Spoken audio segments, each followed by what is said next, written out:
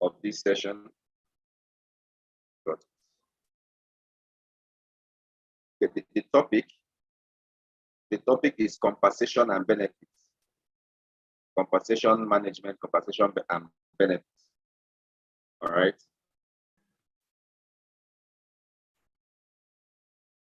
Okay. Okay. So I believe you've gotten the topic now. All right, good. So we're talking about compensation and benefits. Like I said, or like I asked, they've been, I want to believe that many of us in attending one or two interviews, we've been asked how much you want to be paid, what are the benefits you want to see on the job, or it's okay, will you accept this amount? You say it depends on other benefits, right? So those are the benefits we want to talk about today.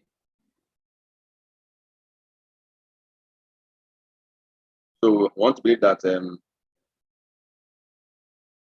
we are going to gain knowledge from this, and not just gaining knowledge, we have to practice everything that we are going to learn from this. We are going to practice what we are going to learn from this.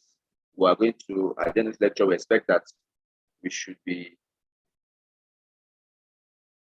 have planned how to administer compensation plan, how to look at around factors ordering about compensation and benefits, better understanding of the factors that affect benefits, both internal and external,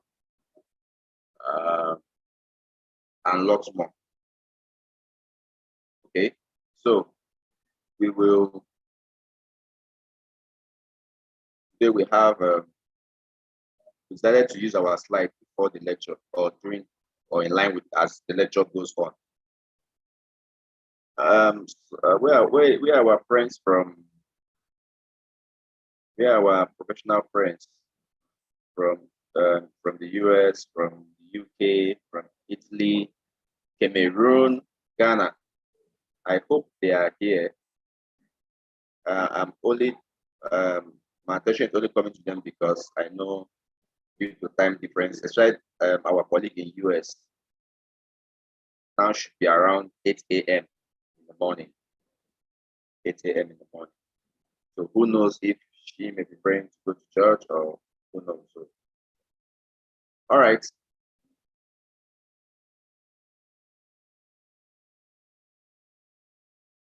Okay, so the things we are to look out for in this course outline as because of this are the introduction to compensation management, economic theories and compensation management and job design, performance-related compensation, negotiation in compensation, attrition and compensation management, executive compensation, sales compensation plan, strategic compensation management, quantitative tools and innovation in compensation, international compensation management. Okay, so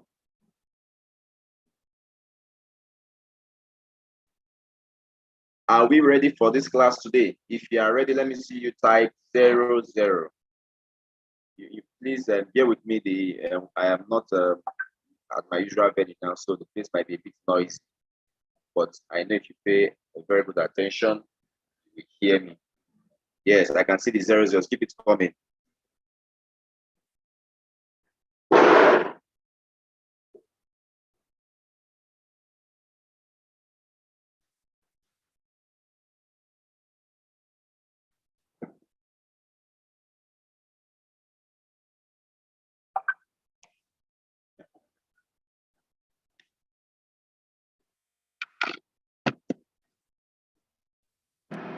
So,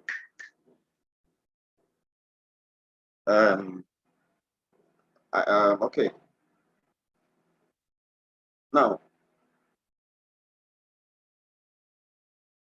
yeah, you will agree with me that there has been a recent change in compensation management. I believe you can still hear me.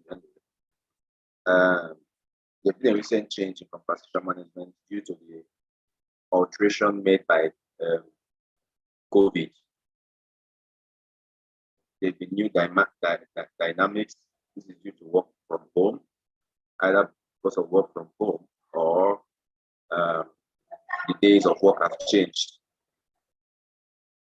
or various others working mechanism have changed. So we should open our minds to understand that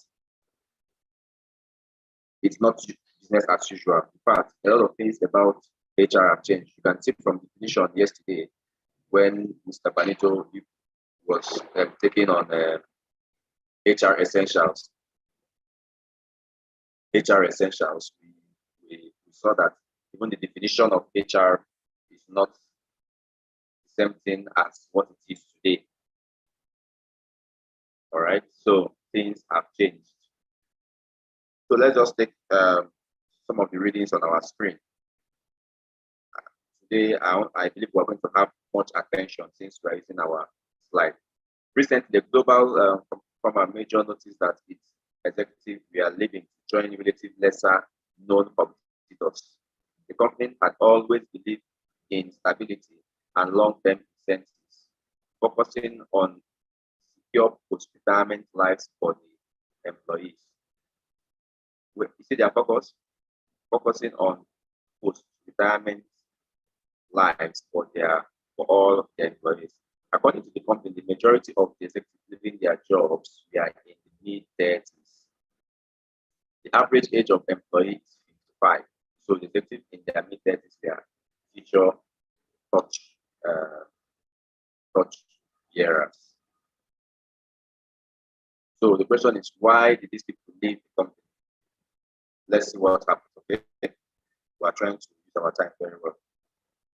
An investigative study indicates that most of the employees left because of compensation issues. It was recommended that compensation package be designed and take home increased, while discounting the deferred benefits for their age grade. I remember yesterday when Mr. Panito asked that about those that get pension and every other benefits in their workplace. And you agree with me that most places where you have pension, people tend to stay more. Employees tend to stay longer. Where you have various form of benefit and compensation. For the benefit and compensation could be cash benefits and it could be non-cash benefits. Okay, you can be in a company where they will give you maybe let's use now that this is the Ramadan period, they can say between the Ramadan, let us share 3 packs of rice. Let us share 2 packs of noodles. Let us share these. All those have a work. People, okay, on Easter day, let us also give them 5,000, 13,000, all those stuff. All those are just little benefits we get from our workplace. Pay or compensation represents an exchange between the employees and the organization. Compensation should be viewed as strategic management of wages and salary. Strategic management. As HR, should be concerned. As HR, should be concerned. Is my network stable from the general house? I don't want to report that the network is breaking. Is stable from the general house? Is everybody confirming that you can hear me loud and clear?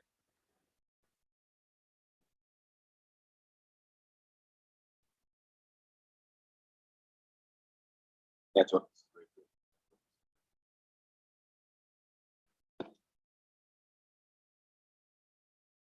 Is it stable? Is it stable? It's still breaking. Okay.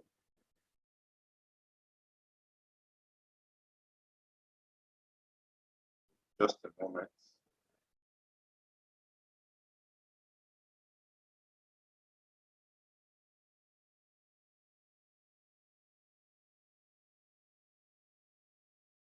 Not too stable, breaking. Okay.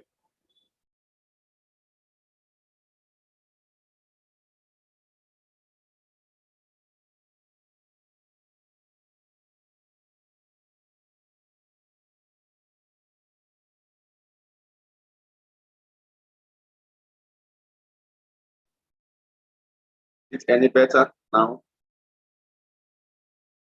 Okay, let's see how it goes. If it continues, then we have to look for another option. All right. So compensation is a strategic management tool. So as HR, you should also ensure that you you bring forth to the table competitive compensation plans. Because I tell you, if you are manufacturing bread, your competitors don't just look at competition from the aspect of other people manufacturing bread, of sales and revenue. Also look at it from attrition rates, employee.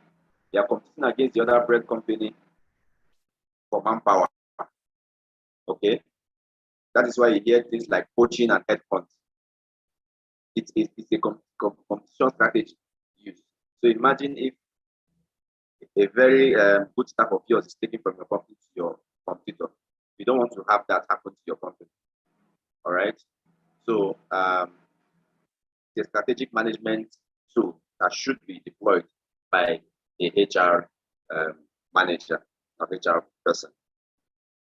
So the term compensation as obtained for the word wages and salary is of recent origin. Okay, so objective of compensation. What are the objectives? What are the objectives? We can see um, from our screen.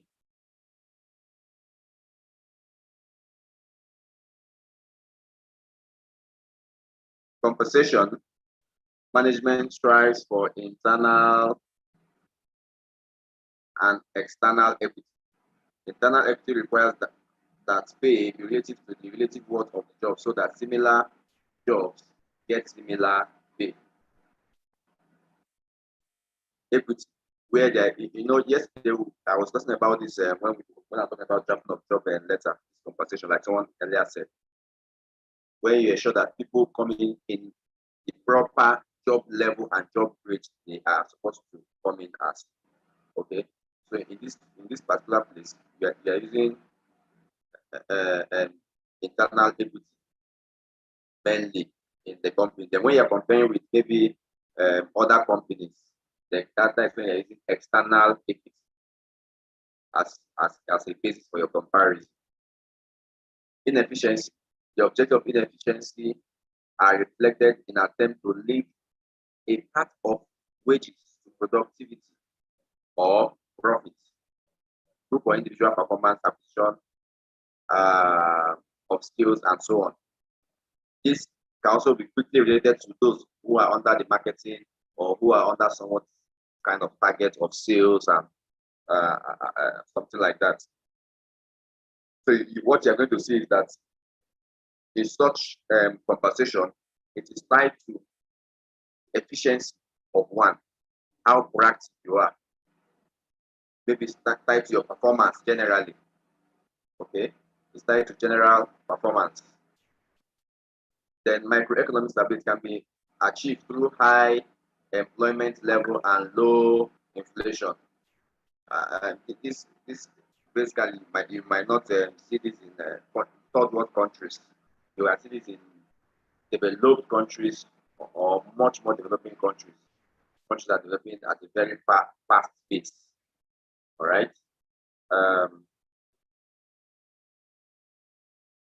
Okay.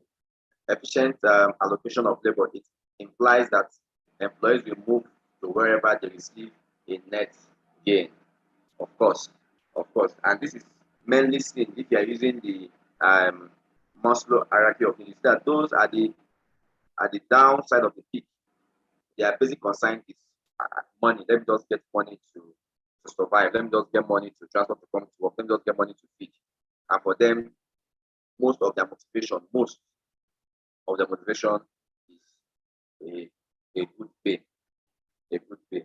But for those in the management level, mainly, they are looking for either peace of mind, they are looking for a place that will be more stable for them to stay. They are tired of jumping from one place to another, and so on and so forth.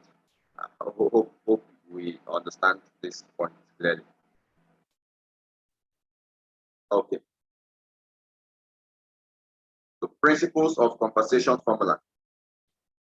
Principles of compensation formula. Formulation, sorry. Principles of compensation formulation. One of the principles are the external relativities. Market rate as affected by supply, demand, general movement in pay levels. Okay, pay levels. These are external factors that are. Jenny is still unpleasant. Well, that's serious.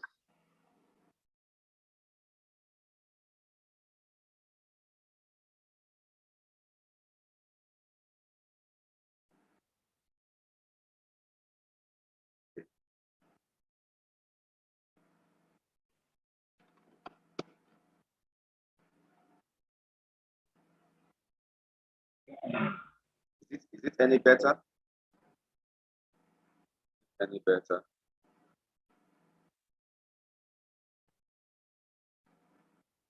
I think if you have your video on, please mute your video. All those with your video on, please stop your videos.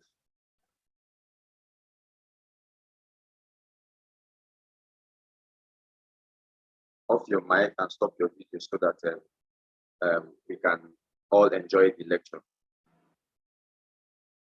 But if you continue, please don't hesitate to let me know. Okay. So this is where you have external factors affecting the negotiation. No, it's not just your view. I'm talking about general everybody, not just you. I'm talking about everybody. If one person or two persons on the video, is likely to affect the general quality, not just you. Of course, Jenny. Thank you. It's not you. I wasn't referring to you. Just anybody in the class that put on the video should please turn it off so that it won't affect the class. All right. Thank you for your cooperation. Okay. So the general economy affects what? How compensation is being formulated. All right, because I could remember a company a friend of mine worked for. We were having a discussion just recently, and he told me that during the COVID period, they had to rework their compensation again to meet with the current day reality. And when they came out of the COVID period, they reworked it to meet the current day reality. However, during the COVID period, there were people that were actually cashing out. And the HR told me that period, they reworked their compensation. They increased their compensation at that point in time. The benefits and compensation they give to their staff at that period. So you can see that it's two sides of the coin. Okay. Then salary. Relativities between the organization depend on the value attached to different kind of jobs. If you work under the hospitality as maybe in audit department, even as an audit manager, you agree with me that maybe a senior medical officer earns more than you, far more than you, or a principal medical officer, even though he or she is not the head of the department, but because of the importance attached to that position, that is what determines how he or she will be paid. If you're under construction, you also agree with me that engineers are paid better than those in the administrative or other support services. Am I correct? And this isn't just about in Nigeria. It's I know it's spread across various international communities and various countries. All right. Then the value of individual work performance on the job, based on your years of experience, your skills, how you presented yourself, what you can do, and how you can transform the organization for them. These are also factors that are being considered while negotiating salary. Are there other factors that you may wish to drop in the chat room? Please do well to drop it. Let's all benefit from it. Are there other factors that are there other factors?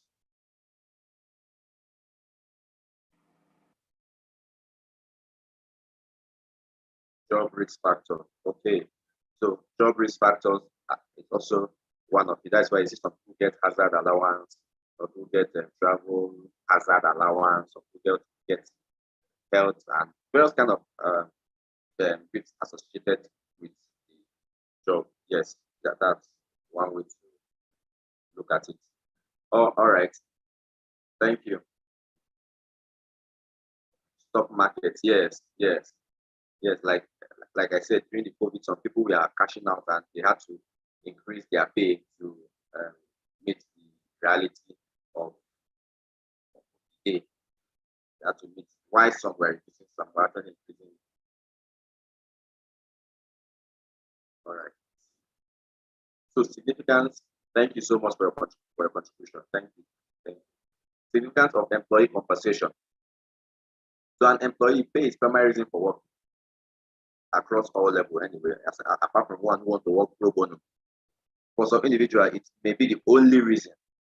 For most of us, it is the means by which we provide for our own family and needs.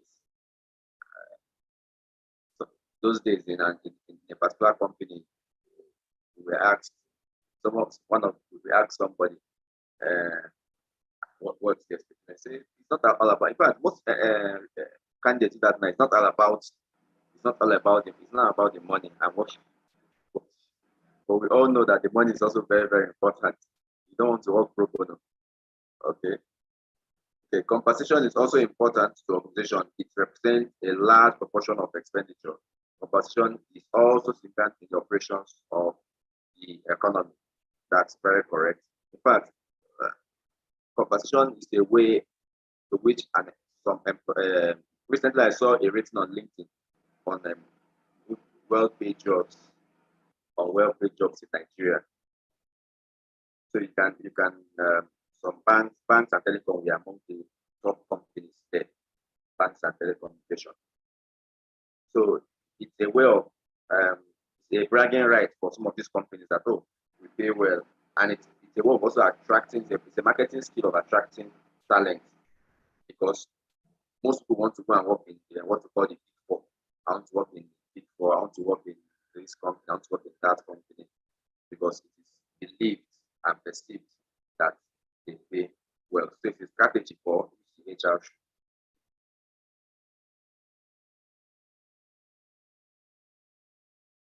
Okay. Compensation decision. There are three core decisions. Those involving pay level, pay structure, and pay system. Pay level, pay structure, and pay system. These are very, very interrelated. So we're going to be looking at them. Supporting, there are three other decisions concerning pay form, pay treatment for special groups, and pay administration. All decisions are influenced by the number of environmental and organizational variables. One thing that is constant, one of the variables that is constant is the organizational variable. It's very constant. Then the external factor is dependent. It's a dependent variable because it moves to what the realities of the days are. If government policy changes, if the government increase company tax, they might decide to reduce their pay or decide to increase their pay.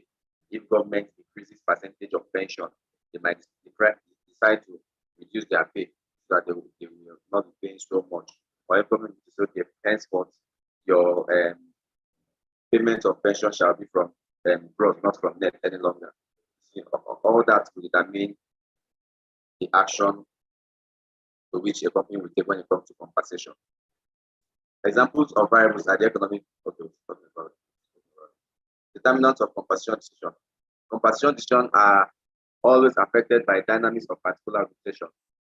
Employee must be consistent within the organization structure. Finally, compensation decisions are affected by the worldwide information highway. So I will discuss this. So BI theory and compensation.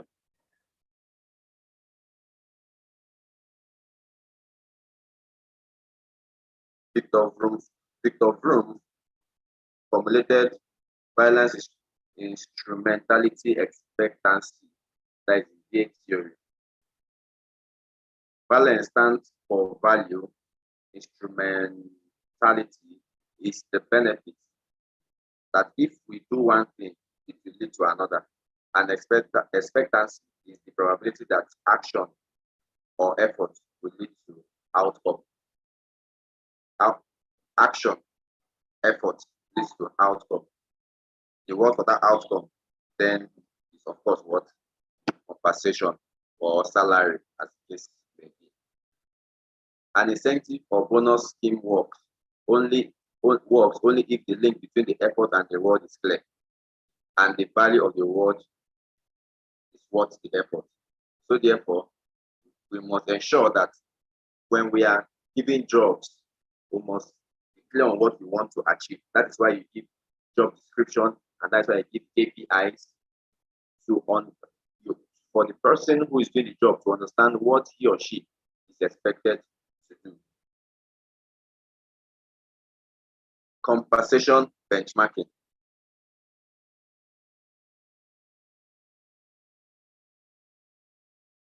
So the 4 phases are planning phase, analysis phase, integration phase, action phase.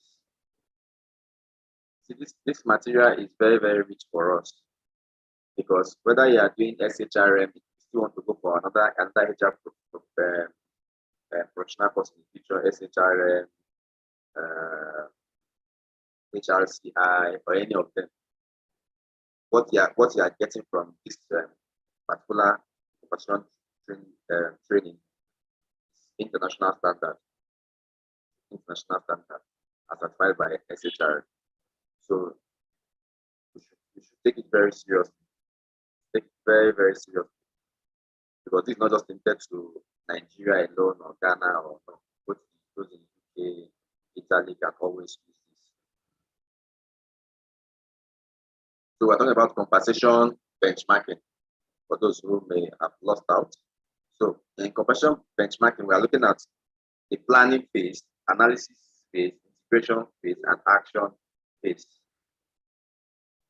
Let's look at them now and see. Under planning phase, we're looking at what exactly are we going to benchmark, where are we going to put our benchmark on, who will be the benchmark companies, how will the data be collected. Now, those days in the mines, when I remember we had several visits when I was working in the mines, several visits from government regulatory bodies, basically Ministry of Mines and Ministry of Labor. They were coming to get our pay, our salary schedule, our pay structure, our pay grade, and every other thing they needed. They were using the company as a benchmark for other mining companies in the state at that point in time, and invariably in Nigeria, in that particular mining sector. Because in mining, you cannot have so many other kind of other gold mining. You can't be paying maybe a tractor, a forklift driver of level 8 in the coal mining company, what you pay the same level 8 forklift driver in a gold mine. Of course, it's expected that one working in a gold mine should be higher. That is the proper thing to do in the industry. So, how do you get your benchmark? But if now this is, you could release that information easily because these are government agencies. But as an individual, how the company get their benchmark? By accessing public data. By accessing public data, by creating pools online. You can see so many people create pools on Facebook, on LinkedIn, and so on and so forth. By creating pools, by visiting other companies to get this data from colleagues, informal data from colleagues. You have, if I have 10 HR friends now across 10 different sectors, I can tell that using all of them, 100 of them, to say that this particular sector pays higher, that particular sector pays higher. Then how will that data be collated? Of course, you can use various collation means and data presentation means to arrive at your data. And you can also use primary source or secondary. Either you're going to ask through word of mouth, or you're going to get your primary document, or you're getting from a secondary document like journals, newsletters, reports to get your data. So it's very important for this stage, which is the planning stage. The next is the analysis stage. At this stage, you are expected to analyze your data. Analyze your data. And the goodwill of the function and serve as benchmark. If you are rating goodwill, yes, you may try to use that, but really, when we're talking about salary and wages, we are being specific. Something that is very, very measurable. Goodwill is not measurable. It's not measurable. But when we're talking about this now, we're talking about salary and wages, like we said earlier. So are the benchmark of companies better? Don't just pick salary. You can pick a company that is paying higher, but people are still living. So you need to look at other factors too. What are other benefits? If so, how much are they good? Why are they better? What are the things they do differently? How can we apply what we have planned in our businesses? It's always a hard one desire when some business owners see a particular thing happen in this industry and don't try it. But because their overbearing influence and dominance on the organization are fear that if they close their eyes to allow process run, the organization may run down, and trust. They still try to do it the way they've been doing before.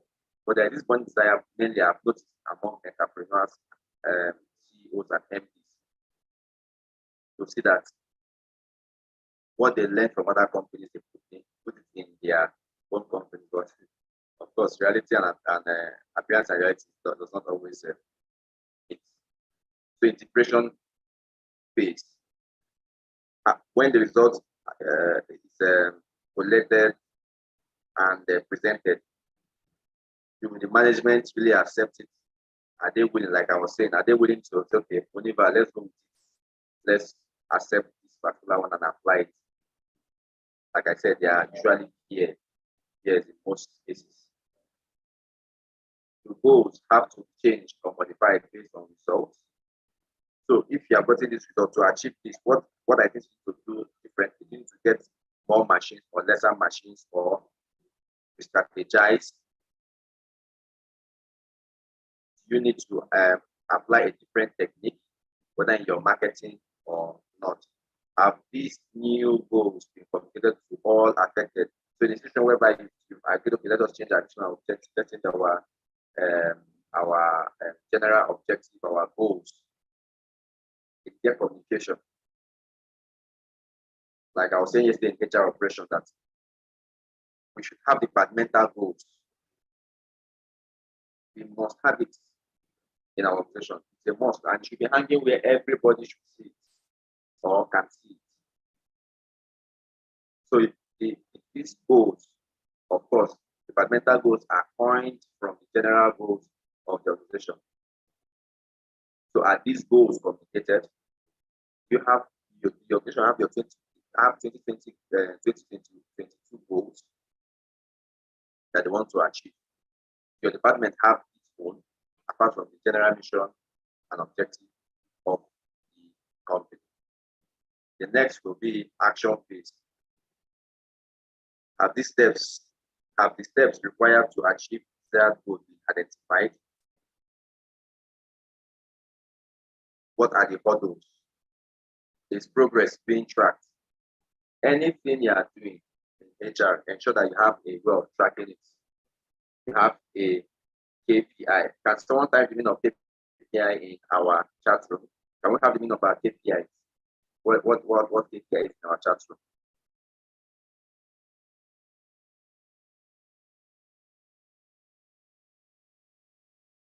key performance indicator, my index. Okay. So thank you, Christiana. Thank you, Michael. So you should have a way of tracking every of the HR procedure, and in fact, every procedure in your company.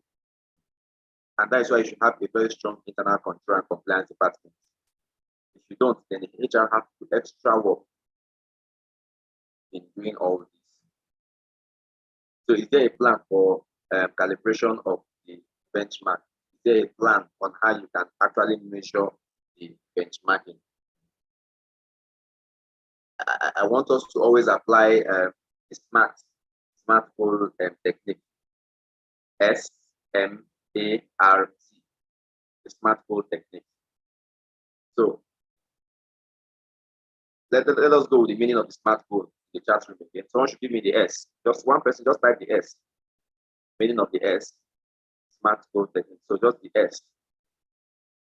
Then someone else give me the M, the A, R, and T. So while I wait for that, you should use the SMART goal technique in ensuring that this is workable. Yes. Thank you. Thank you. Okay, so measurable, accurate. Okay, achievable. All right, good. All right. So, however, so I'm very happy that most of us know what we're talking about. Most of us know what we're talking about. It's very beautiful. It's very beautiful. Okay. So, however, the sales experience should show that if the first two phases, the most important is the benchmarking process, are carried out effectively, then benchmarking will have a better chance to succeed in the next two stages of implementation.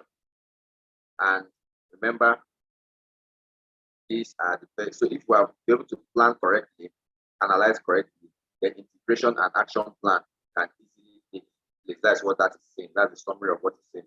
Like we're able to plan correctly in compensation, trying to draw our benchmark, what we're going to use as benchmark, whether we are doing it internally or, and most advisably, externally. We should ensure we follow these 4 steps. And in doing that, we must perform the first two correctly. By doing the first two correctly, the next two becomes a walkover for us. The compensation plan is defined as component of business compensation. Well-defined compensation plan helps ensure equity within organization. So it ensures equity. Everybody is happy. Nobody feels cheated. I tell you, when a particular employee feels cheated, there is likely to be sabotage. Right? They don't like to sabotage to instigate other employees on we are the one working, other people are eating. Why is this person earning more than us? Whereas we have the same years of experience, we have the same qualification. So let's try to avoid all these mistakes in compensation designing. There are lots of them. Let's take the first 3. An organization often finds it difficult to distinguish between bonus and incentive. Bonus and incentive. In fact, let's use our current society. Let's use our current, we're going back. Let's use salary and bonus, or salary and incentive. But let's use that. Salary comes as a result of your work. It's an agreed payment. Salary of which is an agreed payment. So, like yesterday, we were talking about drafting of an employment letter. Salary is one of the components we listed, isn't it? They are one of the components we listed in drafting of employment letter. But incentive, yes, can be in the employment letter, but it can develop over time due to certain external factors and may not be recalled back into the employment letter, but there might be other circulars and other memos that will bring it into existence, or policy that will bring it into existence. So salary is, or your wage, is that one you're entitled to. But bonus, incentive are not your direct entitlement. They are conditional, unlike salary. The second mistake is that competition design is propensity of organization to solve competition claims on an ad hoc basis. So this should be permanent. It shouldn't be a thing that you just want to use to get out of trouble. Otherwise, your organization in the long term will go into deeper trouble. Judge Monday, your answer up, just give me some time. And the third mistake occur when organization devises equity participation plans that are too complicated. So ensure that your compensation plan are not too educated, are not too complicated. For instance, someone should give me an industry from the house. Give me an industry you work in, or any industry. Let us see what you can do there in compensation plan. Give me an industry. Let's take education. I can say that one education is here. Mr. Sammy Michael. You're welcome. So I know you work in the educational sector. So when you are drafting, for instance, drafting plan for those in educational sector, teachers with NC should be on a particular benchmark. Those with BEd, those with bachelor's in sciences, then those with bachelor's in sciences that have BGDE rather, then administrators. There must be equity. For instance, making one who has bachelor's degree, bachelor's of science, BSc biology, and BEd biology on the same scale based on our current system in Nigeria is actually wrong. Based on the current system by Ministry of Education, the person with BEd in biology, even though they are the same year, should be earning higher than the person in BS. Is that correct, Mr. Michael Samuel? So that is the current system in the Nigerian scenario, and that is what equity is. But the moment you reverse it upside down, then you are likely going to run into trouble. Let's pick under sector. I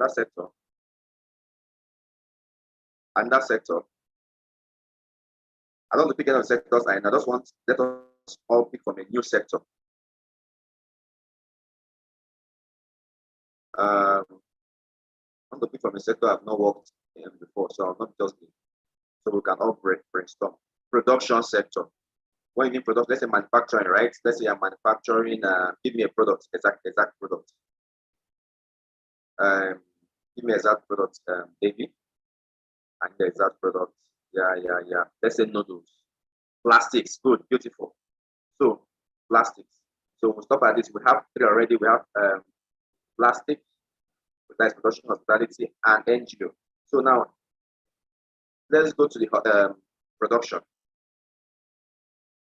When you have engineer who just graduated 2020 and has his foreign and the NCE and every other qualification he or she needs to have, the average now in Nigeria is about 200,000 when an engineer is coming between 180 to 200 anyway. I may be wrong, but maybe the place I have seen. So now you are you are paying engineers coming in with that amount. Will you pay a HR officer coming in that same year, that same amount? Most likely no. An HR officer will be paid within 120 and 150. Depends on the location anyway. The location also determines. Is that correct? So our admin officer is going to receive lesser than the engineer. But the HOD of the HR can be receiving like 220, 250. I'm just being modest here with you, because maximum 250, depending on how big the plastic company is. And now the head of plastic can be receiving 300,000. Why? Because the head of plastic is likely to be more exposed to dangers, hazard inside the factory, the, the heat from the factory, toxic hazard, have more staff to manage than the HR. Debbie, I understand what I'm saying, and every other person. So this is equity. We must make sure that people between we have to take all these factors into cognizance. Now let's go to hospitality. Hospitality. In hotel, for instance, I can tell you that those that work in chefs and far more than even the HR, and far more than the head of driver, the chef. An average in Abuja, for instance, average chef earns about 1.8. Now depends on the level of the chef. You know, there are cook, Chinese chef, and like that is how it's climbing. And I know a chef today in Abuja is not even in the best hotel. It's not in transport. It's not working in Nikon. It's not working in not even the where I told you I worked before. One of the hotels I worked before. Working in a hotel that you might not even expect that hotel will be able to pay. That's earning about 600,000, and that is about 500,000 gross net. Now the head of the kitchen. Mind you, this chef reports to the head of F&B, which is food and beverage, in most cases. And the food and beverage reports to the GM. Am I correct, Favor? Is that how it runs in your organization if you're in the hospitality industry? Now, this person can be spending far more than any other person in support service. Support service includes those in the admin, those in the HR, and even those in the marketing. Those in the marketing can be any stipend, incentive, and salary, and then maybe the commission. All right. So you see that you must ensure that the talent. Why is this person earning more? Because it's in the kitchen. Even though it's a kitchen staff and wears uniform, and you can wear any dress you want. This person is exposed to heat. This person is more skilled. Most of the time, you see that with the source from such provider from Ghana or from one of these francophone countries. Are you following in favor? Is that correct? You see, most of them they are sourced from. Okay, yes, big hotels. Yes, so in fact, looking for Chinese chef. Okay, I'm looking for Chinese chef salaries. All right, so then let's go to NGOs, and let's pick NGO that's into medical. They're into medical. An NGO that works maybe in the northeast in Nigeria, where you are prone to more danger. You see a nurse earning like let's say 300,000, but that same NGO, a nurse that is in Abuja or that is in Ibadan is earning 200,000 in that same Keda. What is happening there? Their salary is the same, but the person who is in Adamawa, for instance, or maybe any other prone area of danger, is earning extra money because of the danger he or she is going to face as a nurse on the field. Or maybe you are a nurse that does more administrative, you are the one that prepares their roster and their posting, even though you might not be the head. So the people who are going on the field will earn extra cash, extra money, extra benefits, extra non-cash benefits. All this is to ensure that there is equity. So I hope we did justice to these three industries. Let's proceed. Meanwhile, there are other benefits that other importance of compensation and benefits. You can drop them in the chat room while we proceed. You can drop them in the chat room. You can drop them in the chat room. Thank you, Mr. Thomas Manuel.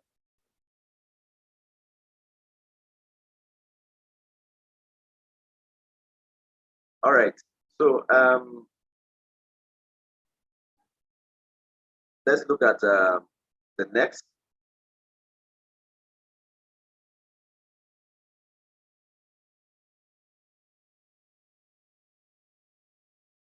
Looking at the theories. We're looking at the theories.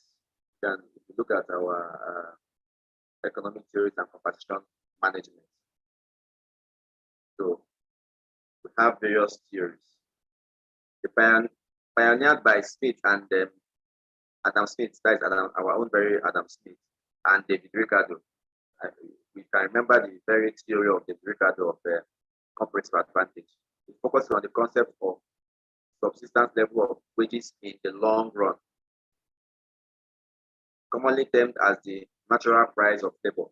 Subsistence level is not limited to expenses incurred for food alone. Why do HR in reality earn less yet they ensure the retention of human resources? That's because why HR earn less in comparison with other things that HR are usually seen as support. Come to think of it, if you go to the hospitality industry, HR don't own the hospital. Who owns the hospital? Housekeeping, front desk, and the kitchen. I think these are the basic persons that owns it. Even the marketing that go and bring these people, they don't still own the hospital or hotel. Go to the hospitals. Who own hospitals? Of course, they say nurses own hospital, while doctors are visitors. So if nurses own hospital and doctors are visitors, then who are HR? Maybe they are strangers. So it's expected. Go to construction. Who owns the construction? The engineers and the laborers. Who is HR again? It's a support staff. And the argument is that with or without them, the business will run. Well, true to some extent, but unfortunately, you might not be able to utilize your human resources optimally.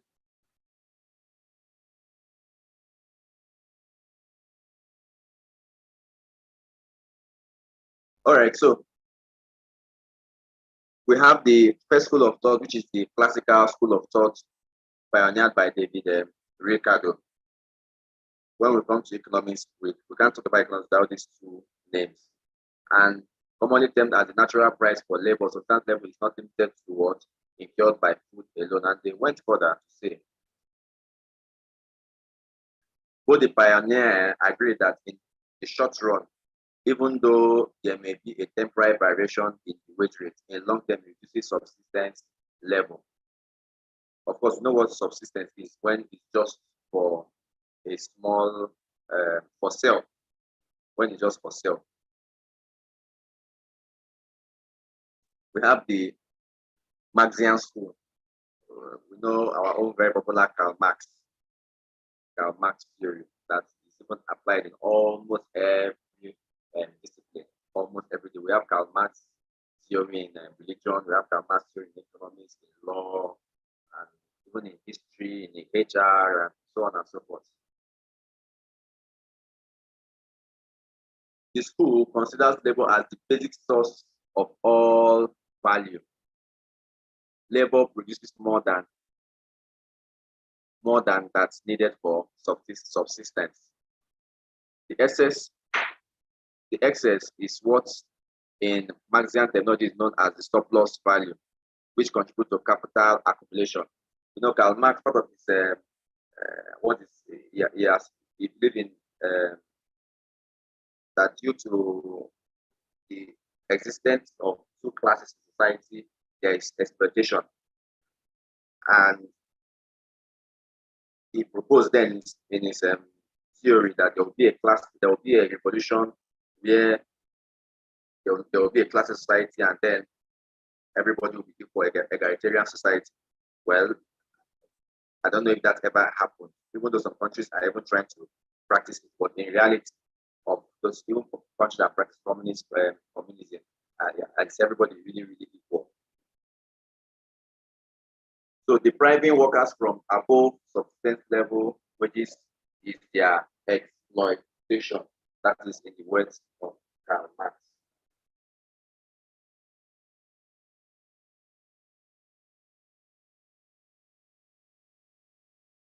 All right.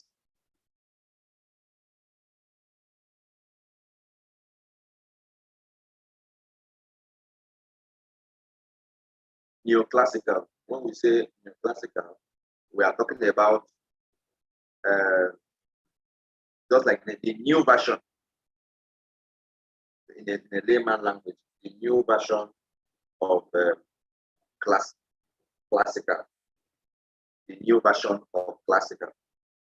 So what, just like in Nigeria, some scholars argue that what we have is new colonialism, that we're still being colonized, but in another different way. While we had political independence, we don't have economic independence. Please let us move our videos. I can see a video always that. Okay, let's take that. Please mute your video.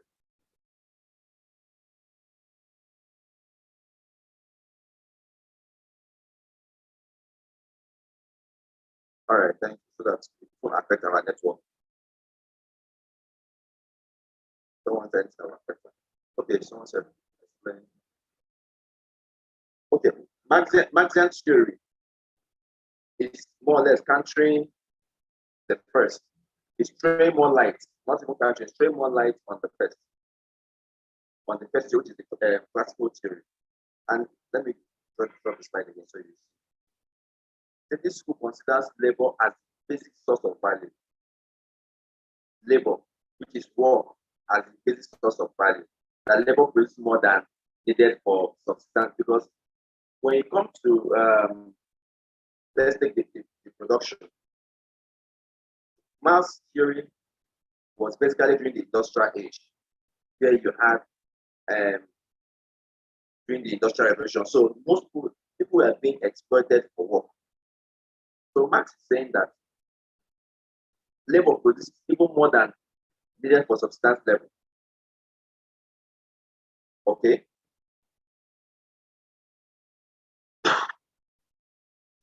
So labor produces more than that's what's needed for substance level. And because of what it produces, it is that above the margin level that it produces, that is what is called surplus. Leave the value, just leave the value. Is that surplus? And it's because of that surplus that leads to exploitation. All right. It's talking about equilibrium, where production and compensation meets, where value and compensation meet. So the private workers from the above substance level is the exploitation. So the more they work, the more they gain. It's just like how else, like, let me use overtime. If after you've worked, you are due for the day. Let's say if you work in a day, you get 20,000 naira. If you are, and you close by 5. So if you are staying extra 5 p.m., you are getting extra than your 20,000 naira. Okay. We've done 1 hour already. I don't think we've gone that far. And I want us to finish this our course today, so that it won't affect our other timetable. Otherwise, we'll have to schedule an early morning class, which I know it will be favorable for many of us. So neoclassical school of thought, it considers wage as a price, like many other factors of production, which is determined by market forces. Labor supply depends on the utility, hence it needs to be overcome by wages as an incentive. On the contrary, labor for demand depends on marginal productivity for labor, which declines with the application of every unit of additional labor. So it's just like when there's what is happening in our country today, we don't even need to go back, because there is much supply of labor. Definitely, wages as being proposed by employers dropped. Is that correct? So, wages is determined by market forces in this particular school of thought.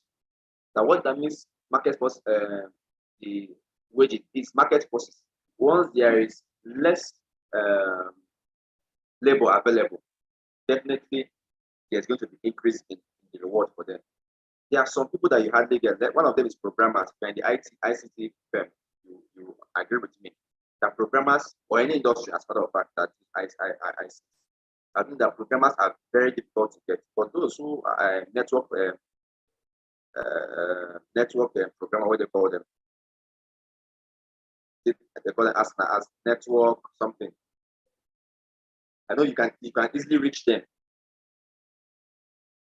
You can easily reach them. But when it comes to programmers, they are very difficult to get. That's why when you get them, they demand very, very high. Software engineers, yeah. So in fact, you can easily learn that. I know myself, I even learned the software engineering, how to wire this, how to do that, how to. But when it comes to programming, it's very difficult.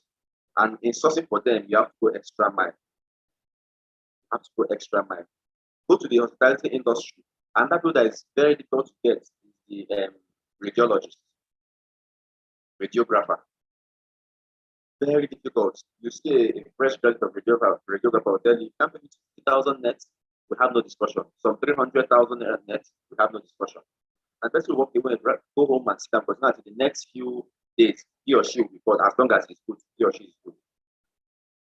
So these are the wages in this scenario is determined by the market forces. Marginalist school. Don't worry, when you get the material also, you will read and understand. And luckily for this stage, I understand that there's no exam, so you don't have to deal with all these theories, but it's good you know them so you know how to apply them in your various list of work. It is the extension of neoclassical thought which advocates the law of diminishing marginal productivity. At the equilibrium wage rates, aggregate supply of labor gets fully absorbed. That's the stage of full employment. Hence, wage rates get adjusted implicitly by the full employment level. So this is when you are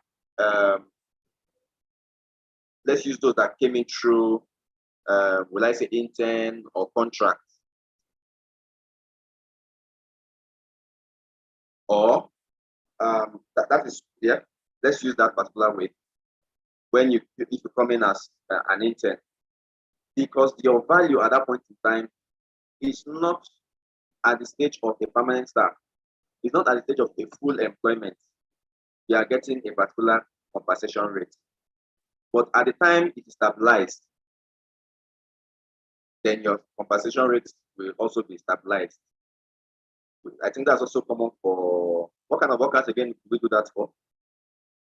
HR professionals in the house. What kind of workers do we do that for? Or category of workers? Even corpers. Let's even use something that's more practical. For members in Nigeria, once you finish your service, you're attached to a place, you stay for your 12 months of service, and you get the copper incentive, not salary now. Once you are being converted to a staff, you need to get staff incentive. I believe this is clear enough for us. Can we all mute our video? Daniel, Dio, please mute your video.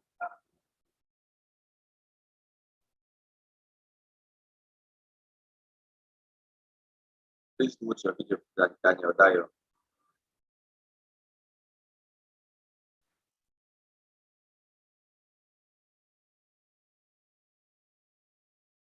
All right. Canadian School of Thought.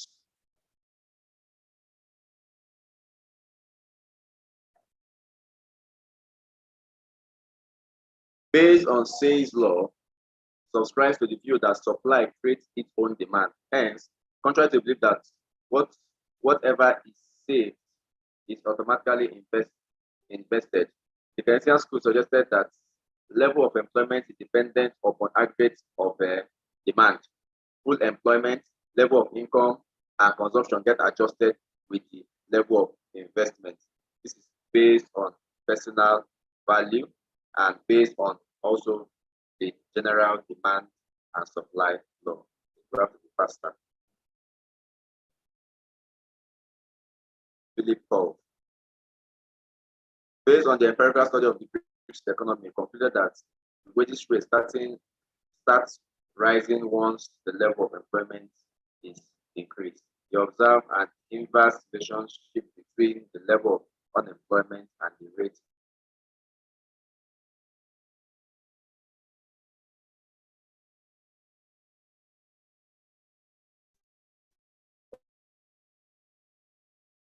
All right.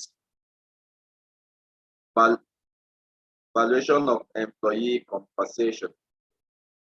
Valuation of employee compensation. Value can be determined by answering the following question. Go back to the last slide, please. Okay. Are you talking about this slide? Don't worry, you get all the material. You want to read it? Don't worry, you get all the material, okay? You get all the material. Does the cost of the does the cost to the employer equal to the cost to the employee? Let's even talk about this. The input of an employee, is it always commensurate to the output by the employer, which is the salary? Is it always commensurate? Not really. Not really.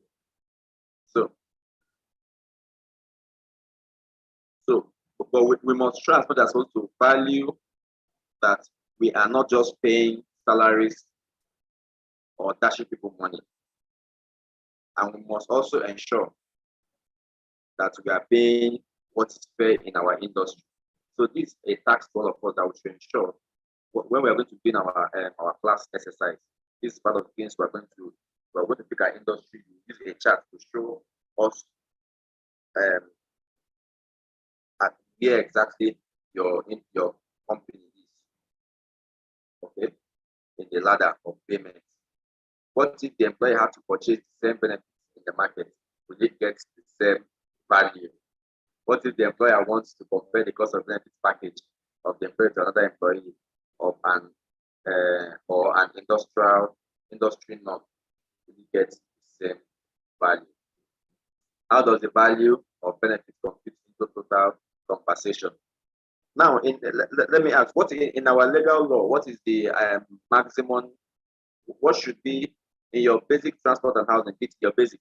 What should be the percentage in your total salary?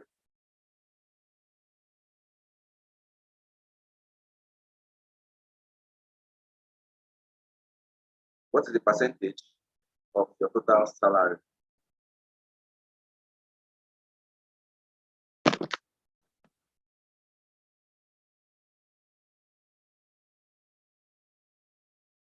What is the percentage of your total salary? Don't get the question repeated again. What should be the percentage of your basic transport and housing from the gross?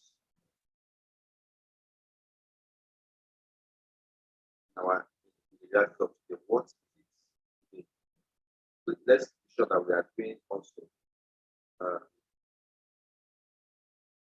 the right thing. Okay? You can give a range. Give a range. Don't be specific. You can give a range between this and this, between this and that. You can give a range. Because what this does is that it tells you how to deduct your pension, how to deduct your tax. Okay. That's terrible. Very, very terrible.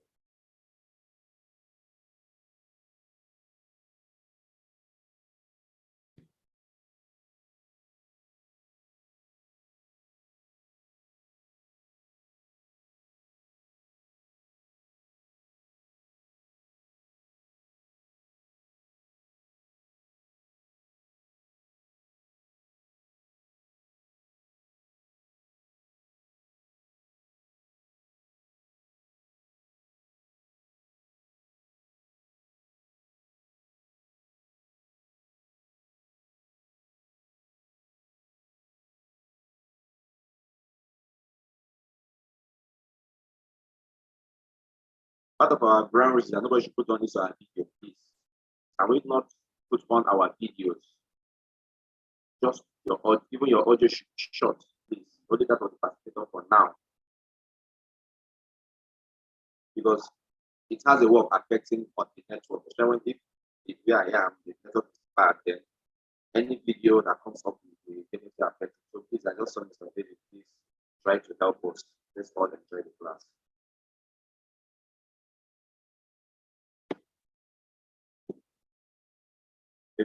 Okay, so the question I'll take again is what should be the percent, what should be the range of your basic transport and housing from the gross salary of an employee? So let's say an employee's salary is 100,000. What should be the range of basic? From what range to what range? From 10,000 to 30,000 or 20,000 to like that. I just want to get what should be the range that should constitute the basic. Okay, Isaac says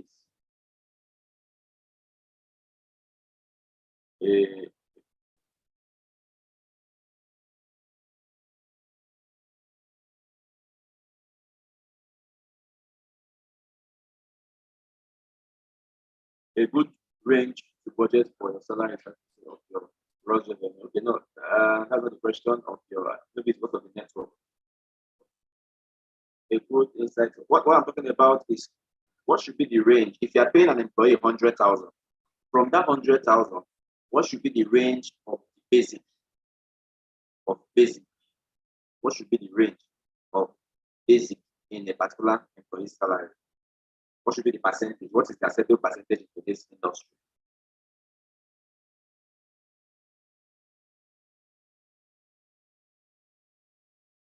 So I believe this is clearer now. 20 to 30%. Okay.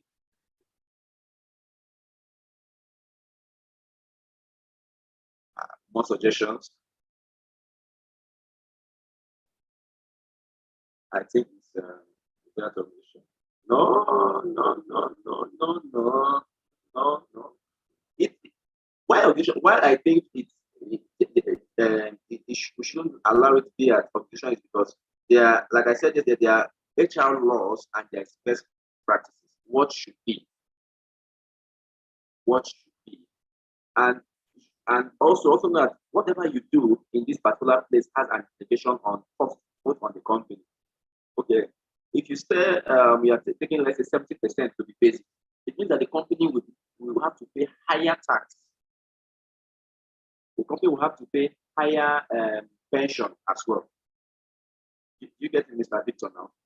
So that is why there is a particular range that is being used. That's why there's a particular range that is being used. Okay, let's say our time is between 25% to 35%. Between 25% to 35%. So some companies go as low as 20%. In fact, some companies, because of this, divide their company, their salary into two. The one that they submit to government that is paying tax and the one that they don't. But this also has an implication. It's good here, but it also has an implication that they're going to pay, they are declaring lesser profits. They are declaring more profits rather, more and lesser expenses. So they're going to pay more company tax. They're going to pay more company tax. So we should have this on our mind. We've spoken about everything. We've spoken about everything.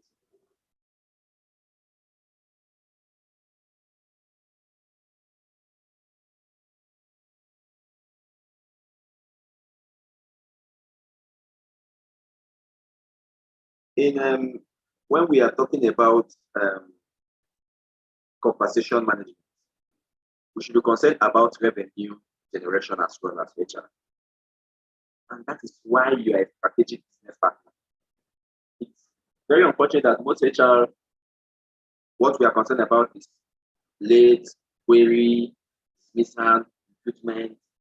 We should be also concerned about cost reduction, revenue generation. If you work in a factory, for instance, let's say a plastic factory, you should take a tour around the factory in a week at least twice. And when I mean twice, thorough tour around the factory. When you see a machine, maybe a machine is supposed to be producing 2 cans.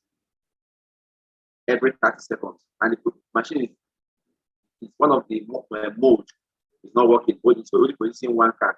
You're using so much diesel and you're increasing your downtime.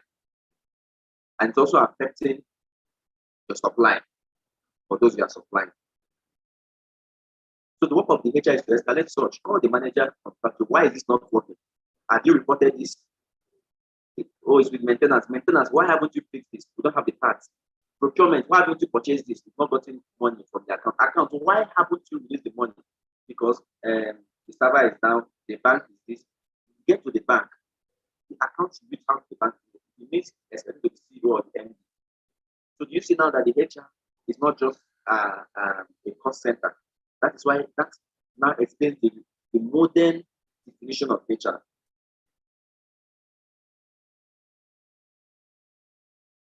All right, so let's proceed. So I said it's because of factors to improve productivity. As HR, we should be concerned about increasing productivity. How to increase productivity in your organization should be your major concern. So just run it through. The nature and quality of raw material you should concern about. There should be a standard. The quality assurance, if you are into production, for instance, how do you get your raw material? Some you might say, oh, I am under education, therefore we don't need raw material. We don't need, yeah, even your paper that you use in printing in the office, your own raw material that you use in working. So you must ensure that they supply you the normal quality of paper you use. They should supply you the normal quality of ink on your printer, so it doesn't spoil your printer. The plant and equipment. You use a standard equipment in your organization. You use we need office supplies like a computer. You go for some standard product that it takes 10 minutes to put to on and 10 minutes to do that 20 minutes. So if you don't work by 8 o'clock, before you even start your work, about 8:30. All this is increasing in the cost of the company. You are now paying salary for idle time. Volume, continuity, and uniformity of production. Basic nature of process employed, efficiency of plant equipment, retention of manpower. Productivity measurement. We will go on break. We'll go on break once in the next 10 minutes. We'll go on break for just 10 minutes. Or the next 5 minutes rather. The next 5 minutes we'll go on break so we can compare 10 minutes time. Omni-factor model. We are talking about productivity measurement. This model gives composite art of we will still treat this in so we should not waste our time here. So composition management and job design. We still have this also in so have one of the projects as a full as a model of its own.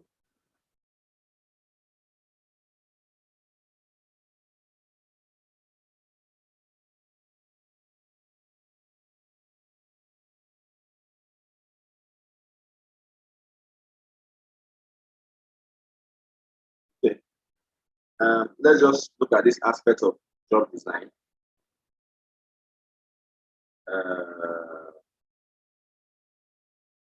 I know all this. We already have a model on this, so it will be more or less like a repetition. I think in your level 2, you will have this or this particular. But I think I'll check your timetable. So I know there's something like this here. So I'm not going to performance management system.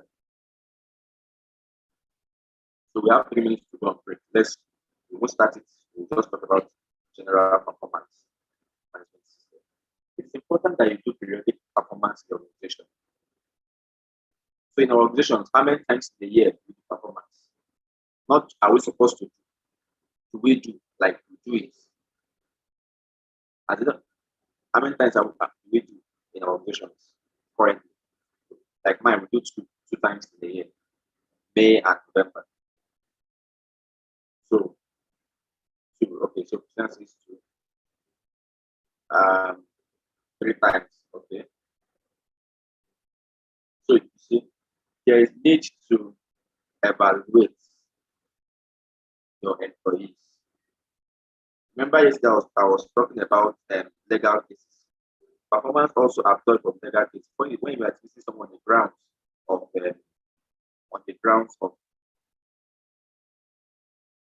quarterly, okay. So that's about 4 times a year. I was asking how many times you do performance evaluation in your organization. So it's important we do this for us to also know staff that needs improvement. For us to also know supervisors that need improvement. For us to know those who is to be promoted. For us to know those who is to be confirmed. For us to know jobs we are to rotate. For us to know job design we are to eliminate.